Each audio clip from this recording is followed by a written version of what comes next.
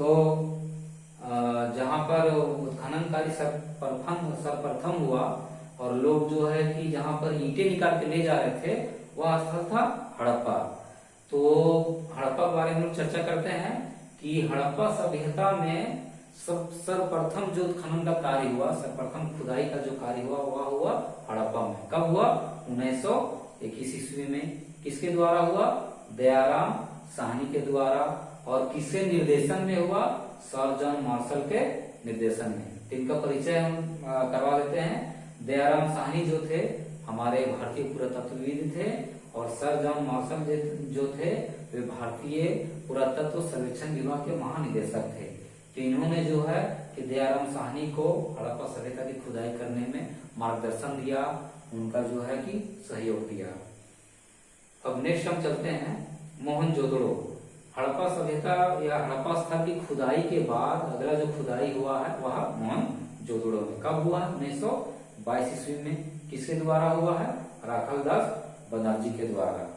तो इन दोनों स्थलों के बारे में हमने देखा कि इनकी खुदाई कब हुई तथा किसके द्वारा की गई।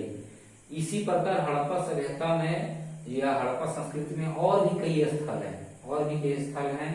वे किन किन नदियों के किनारे स्थित हैं, किन किन क्षेत्रों में स्थित हैं तथा किन्होंने वहां पर खुदाई करवाया तथा उन खुदाई में क्या क्या चीजें वहां से मिली, इसके बारे में एक अलग क्लास में हम इसमें जानकारी प्राप्त करेंगे।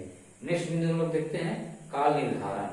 हड़प्पा सभ्यता का जो काल निर्धारण है वह 2600 ईस्वी पूर्व से लेकर 1900 ईस्वी पूर्व तक है। अर्थात ईसा मसीह के जन्म से पहले 2600 वर्ष पहले से लेकर 1900 ईस्वी पूर्व यानी 1900 ईस्वी पूर्व पहले तक जो है कि हड़प्पा सभ्यता का काल माना जाता है। मतलब इस समय जो हड़प्पा सभ्यता अस्तित्व में थी तथा वह फल फूल रही थी। नेक्स्ट बिंदु हम देखते हैं हड़प्पा सभ्यता का विभाजन। हड़प्पा सभ्यता का जो विभाजन उसका काल है उसको मुख्यतः 3 भागों में बांटा गया है। प्रथम है आरंभिक हड़प्पा सभ्यता, दूसरा है विकसित हड़प्पा सभ्यता और तीसरा है परवर्ती हड़प्पा सभ्यता।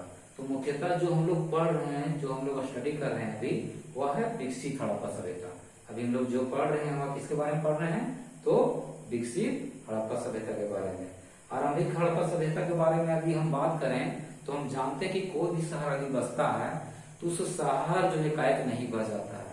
उस शहर के पीछे जो बसने की प्रक्रिया होती है, वह शहर पहले गांव बसता है, गांव के बाद कस्बा बसता है, कस्बा के बाद बाजार लगता है, बाजार के कुछ भवन वगैरह बनते हैं और वह शहर धीरे धीरे विकसित करता है। फिर कुछ क्या होता है, आने वाले वर्षों में वह शहर जब विकसित हुआ है, डेवलप किया तो धीरे उसका पतन भी होगा। तो जिस समय हड़प्पा सभ्यता जो है वो जिस समय वह बसने की प्रक्रिया में था, उसका विकास हो रहा था, उससे आरंभिक हड़प्पा सभ्यता कहेंगे। जिस समय पूरा डेवलप हो गया, पूरा विकसित हो चुका, उसको हम विकसित हड़प्पा सभ्यता कहेंगे। और जिस समय उसका विनाश लगभग हो चुका था, कुछ क्षेत्रों में वह अस्तित्व में था, उसे हम परवर्ती हड़प्पा सभ्यता कहेंगे। किंतु हमें यह ध्यान रखना आवश्यक है कि हम जो यह पढ़ रहे हैं वह विकसित हड़प्पा सभ्यता के बारे में पढ़ रहे हैं। अब नेक्स्ट बिंदु है संस्कृति। संस्कृति के तहत हम देखते हैं कि हड़प्पा सभ्यता जो है वह मुख्यतः ताम्र पाषाणी संस्कृति था। कहने का अर्थ हुआ कि जो हड़प्पा सभ्यता था उस सभ्यता में ताम्र मतलब तांबा और पाषाणी मतलब पत्थर, मतलब तांबा और पत्थर के औजारों का तथा तांबा और पत्थर के वस्तुओं का निर्माण वहां हो रहा था, इसलिए इसे हम ताम्र पाषाणी संस्कृति भी कहते हैं। नेक्स्ट हम लोग देखते हैं बिंदु सभ्यता। आखिर किस प्रकार की सभ्यता थी? ग्रामीण सभ्यता थी कि शहरी सभ्यता थी? हम लोग देखते हैं वैदिक काल। वैदिक काल जो कि हड़प्पा सभ्यता के बाद जो आने वाली सभ्यता है वह जो सभ्यता मुख्यतः ग्रामीण सभ्यता थी। किंतु हम देखते हैं कि हड़प्पा सभ्यता वह एक शहरी सभ्यता थी। यहाँ के लोग शहरी जीवन जीते थे तथा शहरों जैसे यहाँ का वातावरण था, यहाँ व्यापार हो रहा था, मतलब वैसी गतिविधियां जो आजकल हम शहरों में देखते हैं उस प्रकार की गतिविधियां उस समय हड़प्पा सभ्यता में मौजूद थी, इसलिए इसको हम लोग शहरी सभ्यता कहते हैं। उसके बाद नेक्स्ट बिंदु है विशिष्ट पुरावस्तु। विशिष्ट पुरावस्तु की बात करें तो विशिष्ट मतलब जो विशेष जो पुरावस्तु ऐसा मिले जिसके बारे में लोगों का ध्यान जाता हो तथा उस पर चर्चा हो, उसे हम विशिष्ट पुरावस्तु कह सकते हैं। इसमें है मुहर, मुख्यतः इसमें है मुहर। मुहर का मतलब हो गया कि जिसको हम लोग किसी भी चीज को प्रमाणित करने के लिए जो मारते हैं उसे हम मुहर कहते हैं। तो हड़प्पा सभ्यता में चूंकि व्यापार होता था, मेसोपोटामिया आदि जो समकालीन सभ्यता थे उसके साथ हड़प्पा सभ्यता का व्यापार हो रहा था। तो व्यापार जब हो रहा था तो व्यापार होने के दौरान जो है कि बहुत सी वस्तुएं वहां जाती थी, वहां से आती थी।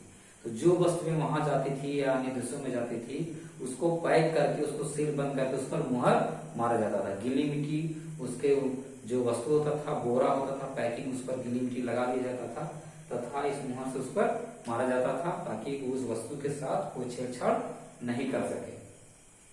तो मौखिकता हम देखते हैं विशिष्ट पूरा वस्तु में जो मुहर है वह किस वस्तु से बन रहा था?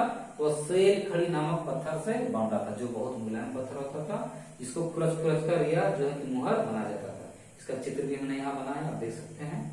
यह जो है सेलखड़ी पत्थर जो मुहर बनता था सेलखड़ी पत्थर से, उस पर किसके चित्र होते थे? जानवरों के चित्र तथा लिपि के चिन्ह होते थे।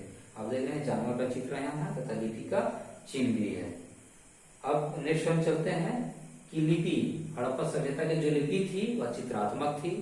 वह लिपि जो मूलतः इसी से मिलता जुलता भी लिपि था।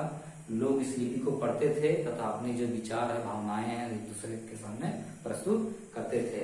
उसी समय का जो लिपि है उसमें लोग पढ़ते थे, प्रयोग करते थे, लेकिन आज तक इस लिपि को अभी तक पढ़ा नहीं जा सका है। नेक्स्ट बिंदु है प्राप्त अवशेष। प्राप्त अवशेष में देखते हैं कि हड़प्पा जो सभ्यता है वहां से आवास, मृदभांड, आभूषण, औजार, मुहर आदि बहुत सारी पूरा वस्तुएं मिली है।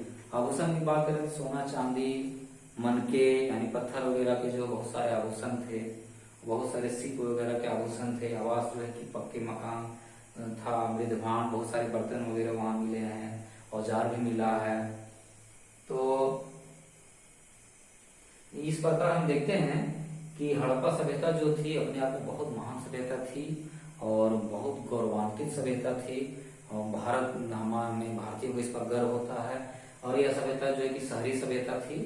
और यहाँ चित्र जो बनाया है इसमें हमने दिखाने का प्रयास किया है कि हड़प्पा सभ्यता जो है मुख्यतः सिंधु नदी के आसपास और उसी सहायक नदी के आसपास स्थित है।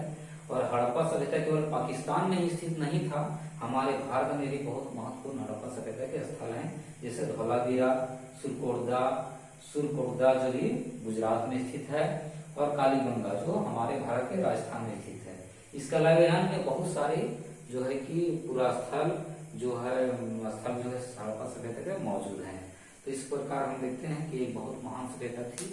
और इसके बारे में जो विशेष जो पॉइंट बचा है नेक्स्ट क्लास में हम लोग चर्चा करेंगे। आप लोगों ने मेरे वीडियो को देखा